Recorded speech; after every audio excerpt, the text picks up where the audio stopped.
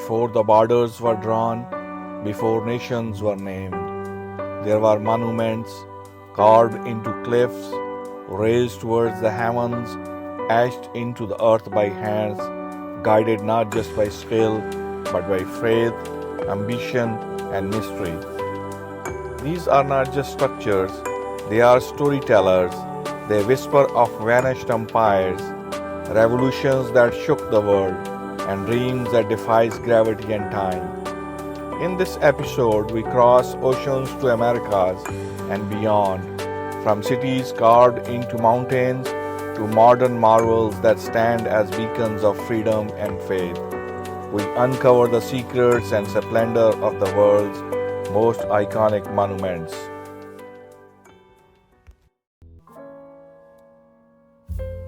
She stands alone on Liberty Island, torch raised high, gaze fixed on the horizon, the Statue of Liberty, a gift, a symbol, a promise carved into copper. Commissioned by France in 1886, she was inspired by the Roman goddess Libertas, protector of freedom. Her internal structure, engineered by Gustave Eiffel, the same mind behind the Eiffel Tower. But her destiny was almost different.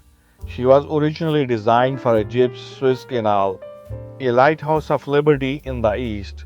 That dream faded, and she found her true home in New York Harbor. For millions, she was the first face of America, a silent guardian welcoming the tired, the poor, the huddled masses yearning to breathe free. But freedom has enemies. During the Cold War, her image was banned in the parts of Eastern Bloc, too powerful, too provocative, a flame of liberty that threatened the darkness. Today, she remains a global icon, not just for America, but of hope, resistance, and the enduring human desire to be free. The Statue of Liberty, born of revolution, shaped by genius, and forever lit by the fire of freedom.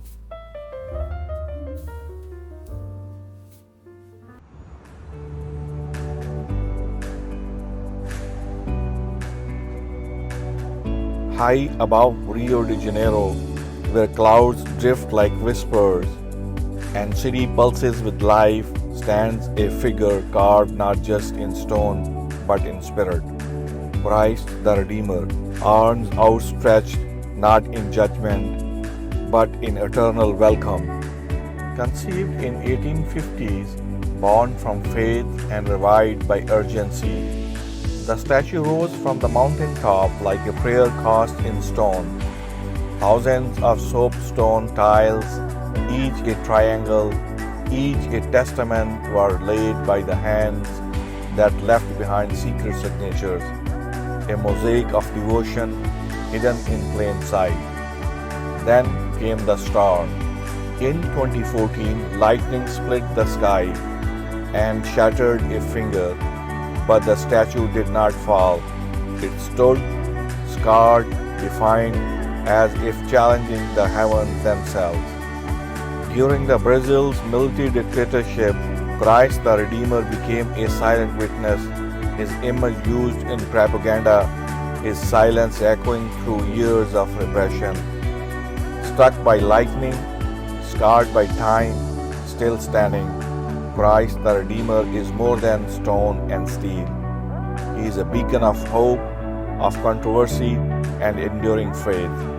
And above the city, with arms forever open, he reminds us, even in the storm, there is grace.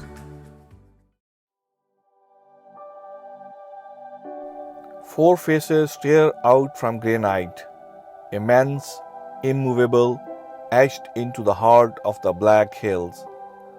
Washington, Jefferson, Roosevelt, Lincoln, titans of American history. But beneath this patriotic tableau lies a story far more complex, far more conflicted. Originally envisioned as towering full-body sculptures with even more figures to follow, the project was abruptly halted in 1941 unfinished like the American experiment itself, a nation still carving its identity. Long before the chisels and dynamite, this mountain was sacred, known to the Lokata Sioux as six grandfathers. It stood as a spiritual monument. Its transformation into a shrine of presidential power is a tale of cultural removal and artistic obsession. The man behind the monument, Gertsen Borglum, was no ordinary sculptor. He dreamed of a secret vault, a hall of records tucked behind Lincoln's Gate, a place to enshrine American ideals for eternity. But his legacy, like the monument itself, is carved in contradiction. The Black Hills were seized from the Lakota after the US broke its treaty. To the Lakota, this mountain was sacred. To the government, it became a canvas for nationalism. Today, Mount Rushmore is a symbol of democracy to some and a monument to broken promises for others. A face-off between patriotism and protest, between myth and the memory.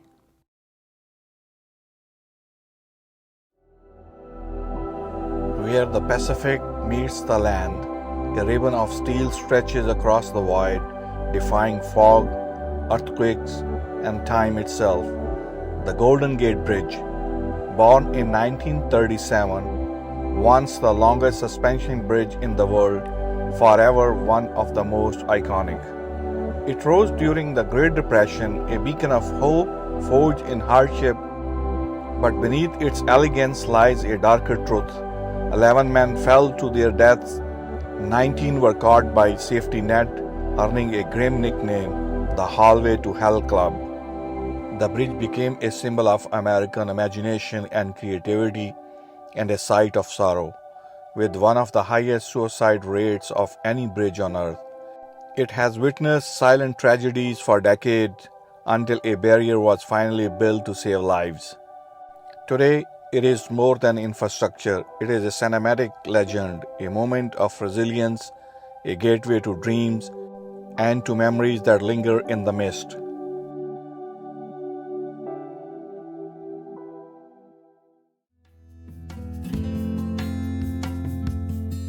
Deep in the jungles of Yucatan, a pyramid rises, not just of stone, but of stars and secrets. Chichen Itza, a place where astronomy, architecture, and ritual converge in breathtaking precision. The pyramid of Kukulkan holds 365 steps, one for each day of the solar calendar, and twice a year the sun casts a serpent-shaped shadow down its flank. Not coincidence. Design. A celestial illusion born of Maya genius.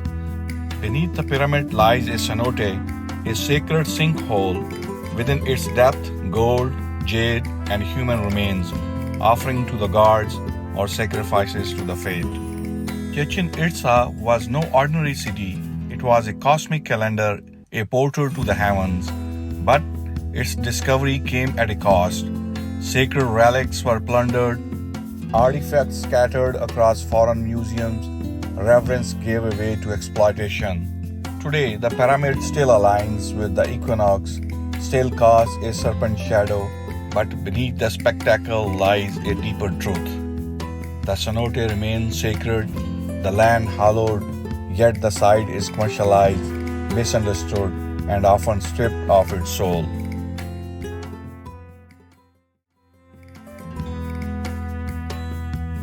High in the Andes, where the clouds cradle the mountains, a city of stone whispers across centuries. Machu Picchu, untouched by conquistadors, hidden from history, and carved with the precision of a vanished empire. Rediscovered in 1911 by Hiram Bangam, it unveiled a marvel. Over 150 buildings, terraced forms clinging to cliffs, and a water system so advanced it still flows today.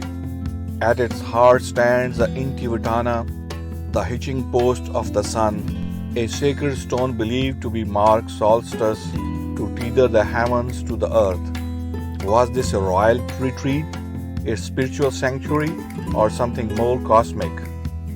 But its rediscovery came with controversy. Thousands of artifacts were taken to Yale University, sparking a century-long diplomatic battle of their return. Reverence gave way to possessions. Some say Machu Picchu was a royal estate, others a temple to the sun, but one truth remains: it was never meant to be found. Its survival is a miracle, its rediscovery a wound, and its future a fragile balance between preservation and tourism.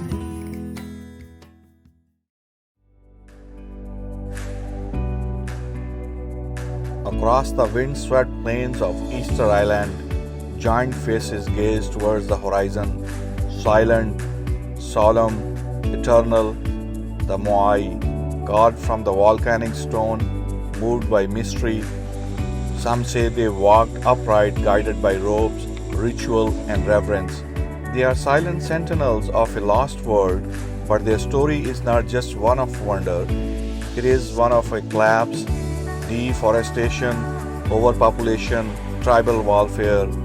The island society unraveled, the statues were toppled, the land nearly abandoned. Then came the outsiders. European ships brought disease and slavery. In the 19th century, nearly half the population was abducted by slave traders. A civilization already strained was shattered. Today, the debate continues. Moai taken to foreign museums remain far from home. The island fights to reclaim its heritage, to restore what was lost, and protect what remains.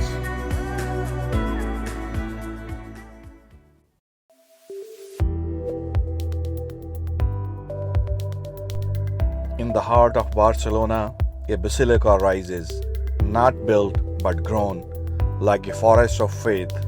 The Sagrada Familia, Gaudi's unfinished masterpiece, a vision so vast it outlived its creator. Construction began in 1882. Gaudi gave it everything. The last 15 years of his life were spent on site. He slept beside his creation as if it were a living thing, and perhaps it was. Its column stretches like trunks towards heavens. Its stained glass spills light like sun through leaves. Each facade tells a story: nativity, passion, glory. It is not just a church, it is a prayer in stone, a cathedral of dreams. Funded entirely by donations, it is expected to be completed in 2026, 100 years after Gaudi's death, but even finished, it may never be complete. Today, the basilica is a battleground. Some say modern additions betray Gaudi's vision, others argue it must evolve. Faith and form collide in a struggle for artistic purity.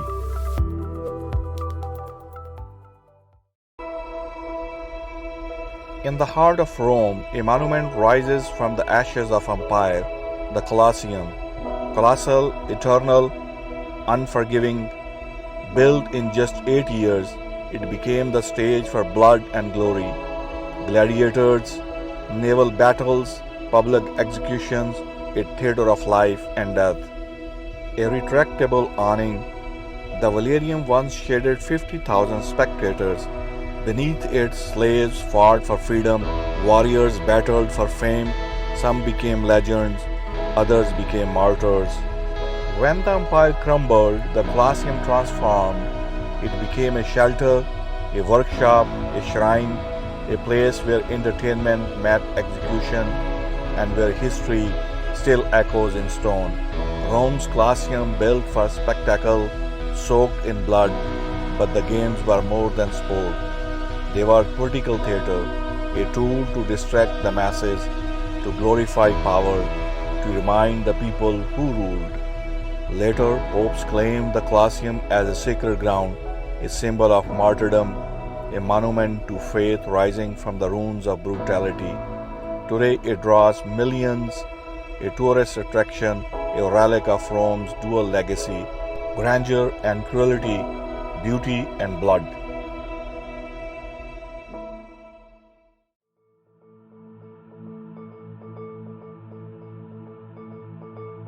Carved into rose-red cliffs, hidden deep within the desert canyons of Jordan, Petra rises like a mirage, silent, majestic, eternal. Once the thriving capital of the Nabatean kingdom, it was built not just with stone but with genius. The Treasury al Khazana may look like a bank, but it was likely a tomb. Its ornate facade is just a beginning. Behind it lies a city of temples, tombs, and a water system so advanced it defied the desert. Dams, channels, a civilization carved by water, shaped by trade. Petra was lost to the west for centuries until 1812 when Swiss explorer Johann Burckhardt, disguised as a Muslim pilgrim, risked his life to enter the forbidden city. His deception opened the gates and ignited a new chapter of reverence and exploitation. Petra's rediscovery brought fame, but fame brought exposure, and exposure brought danger. Tourism now threatens its fragile sandstone. The city that once defies time is now tested by it.